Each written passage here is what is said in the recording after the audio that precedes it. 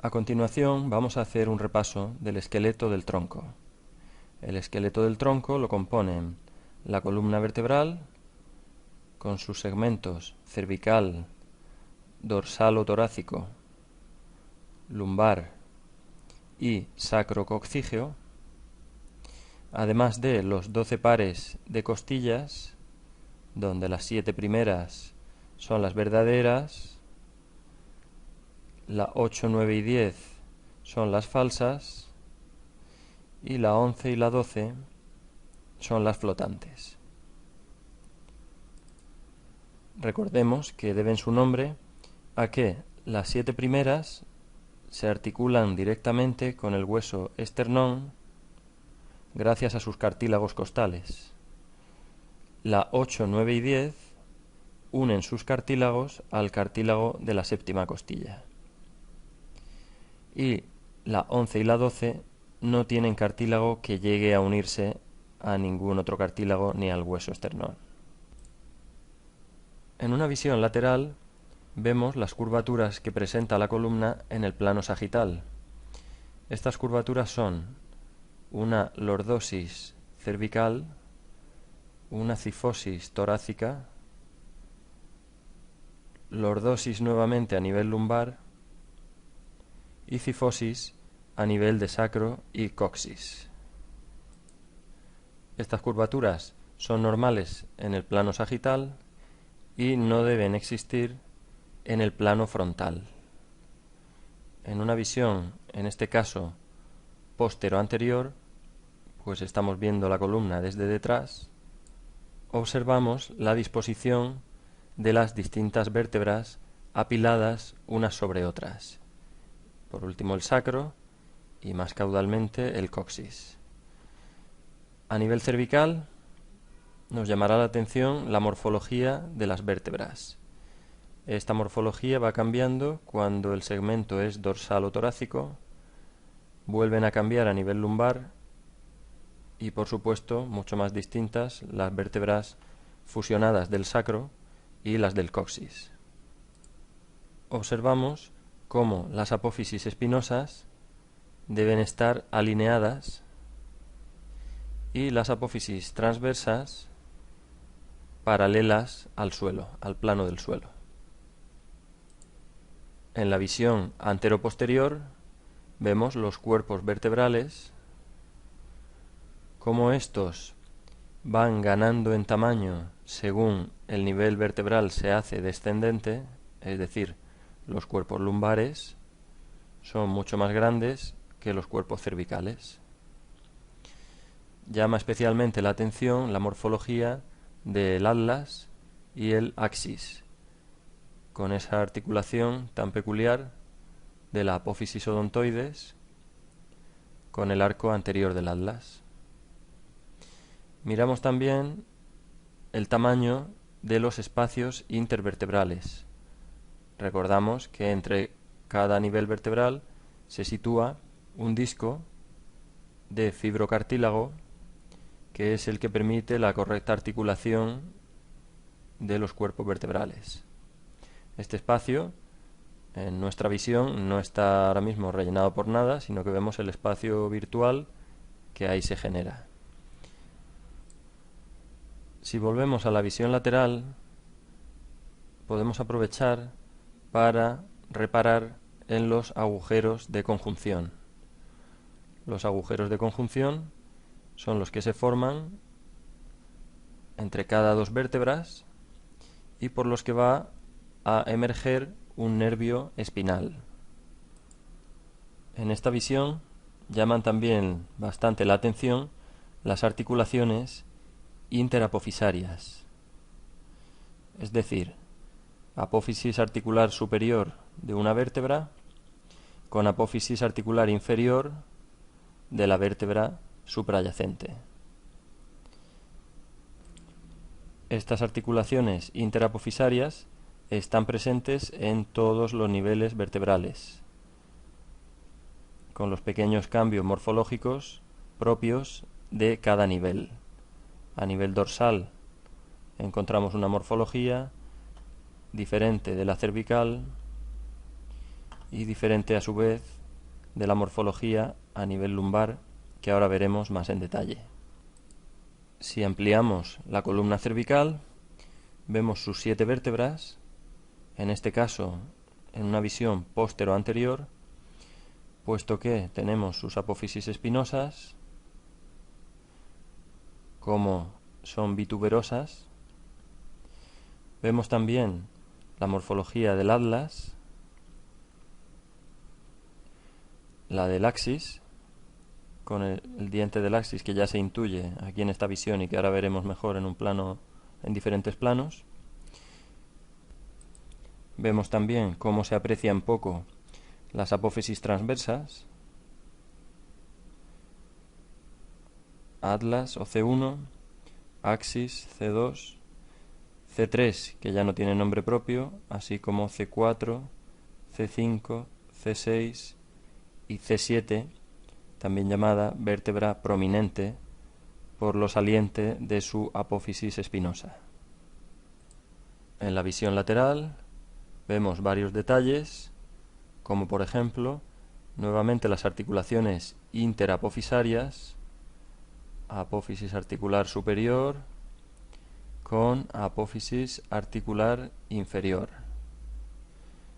Vemos también el cambio que experimentan las apófisis espinosas de las diferentes vértebras cervicales, como debido a la lordosis, las apófisis de C3, C4, C5 y C6 están un poquito hundidas, mientras que la de C7 ya vuelve a salir, y eso unido al hecho de que sea más larga nos hace ya el llamarla vértebra prominente, puesto que verdaderamente se palpa a nivel cervical bastante bien.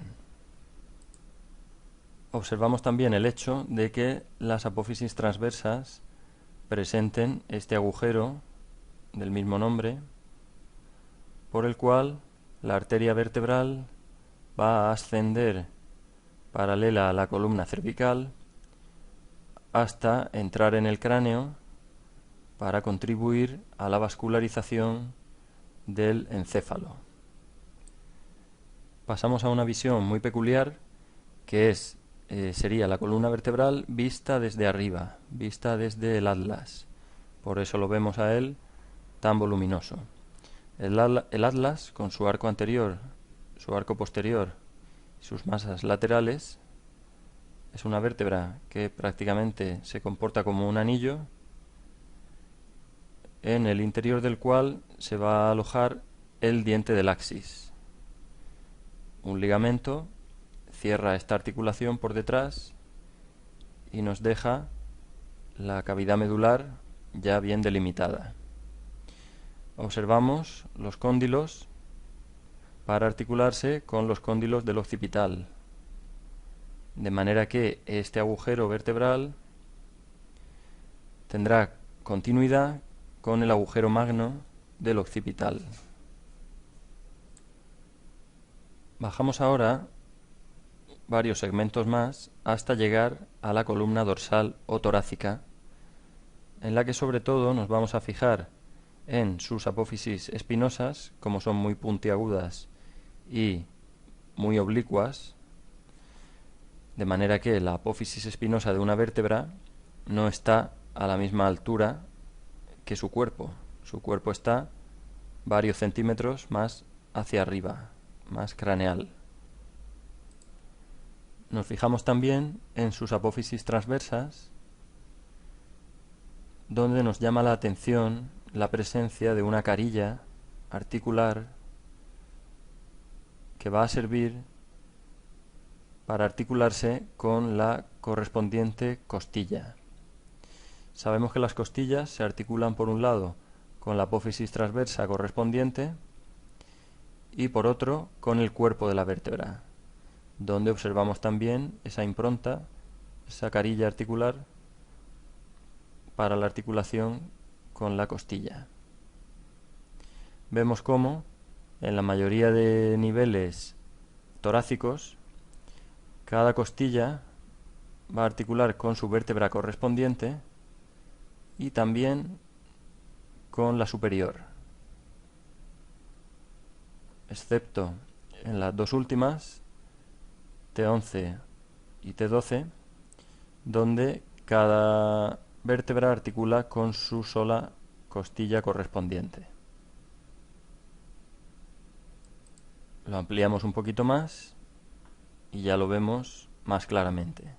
Esas carillas articulares perfectamente lisas.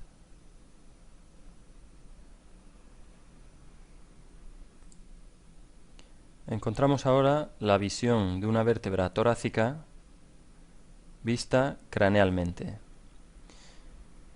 En ella se nos hacen bien visibles estructuras como el cuerpo vertebral, donde va a estar articulado el disco intervertebral correspondiente. Vemos posteriormente al cuerpo toda la estructura que llamamos arco vertebral. El arco vertebral tiene diferentes partes, como son los pedículos, segmentos de hueso por los cuales el cuerpo se une al arco. La apófisis articular superior izquierda en este caso y la apófisis articular superior derecha van a servir para articular con la vértebra de un nivel superior. Posteriormente tenemos las apófisis transversas de un lado y del otro, y el trozo de hueso que nos comunica la apófisis transversa con la espinosa, que sería la lámina. Todas estas estructuras dejan en su interior un agujero vertebral o raquídeo. La visión frontal nos sirve para ver lo cuadrangular del cuerpo vertebral, esta forma tan homogénea. Nos sirve para ver la posición de las dos transversas, la oblicuidad de la apófisis espinosa y las apófisis articulares superiores e inferiores. A nivel lumbar, las vértebras son más robustas, los cuerpos vertebrales son más grandes. Las apófisis espinosas ya no son afiladas, sino que son más bien rectangulares y están al nivel prácticamente correspondiente de la vértebra. Y las apófisis transversas también con una morfología diferenciada con respecto a las del segmento dorsal. Esta es la transversa, esto sería la apófisis articular superior. Transversa, apófisis articular. Transversa, apófisis. En una visión posterior, después de la quinta lumbar, ya encontraríamos al sacro. El sacro con su cresta sacra media, sus agujeros sacros posteriores y su conducto sacro por el interior, justamente por delante, anteriormente a la cresta sacra. Caudalmente al sacro ya tenemos el coxis de un tamaño mucho menor que el sacro. En una visión lateral vamos a ver el sacro con su carilla articular llamada carilla auricular, que va a servir para articularse lateralmente con el hueso coxal o ilíaco, formando la articulación sacro-ilíaca. Así nos quedaría conformada la pelvis o cintura pélvica, unión o articulación de los dos huesos ilíacos y el hueso sacro. Aprovechamos esta proyección para señalar relieves como la cresta ilíaca, la pala o ala ilíaca, la espina ciática, el agujero obturador, la tuberosidad isquiática, en esta visión anterior con cierta oblicuidad podemos destacar nuevamente la cresta ilíaca terminada en la espina ilíaca anterosuperior, por debajo de la cual se encuentra otro relieve llamado espina ilíaca anteroinferior. En un nivel inferior, la cavidad acetabular, acetábulo o cotilo. Por debajo de ella, el isquion, agujero obturador, sínfisis púbica, espina ciática del otro ilíaco, articulación sacroilíaca izquierda en este caso. Y en esta visión completamente lateral del hueso ilíaco señalamos nuevamente la cresta ilíaca, finalizada anteriormente en la espina ilíaca anterosuperior y posteriormente en la espina ilíaca posterosuperior. Ala o pala ilíaca, espina ilíaca anteroinferior, cavidad acetabular con esta superficie tan lisa para articular con la cabeza del fémur, espina ciática posteriormente, tuberosidad isquiática y pubis por delante.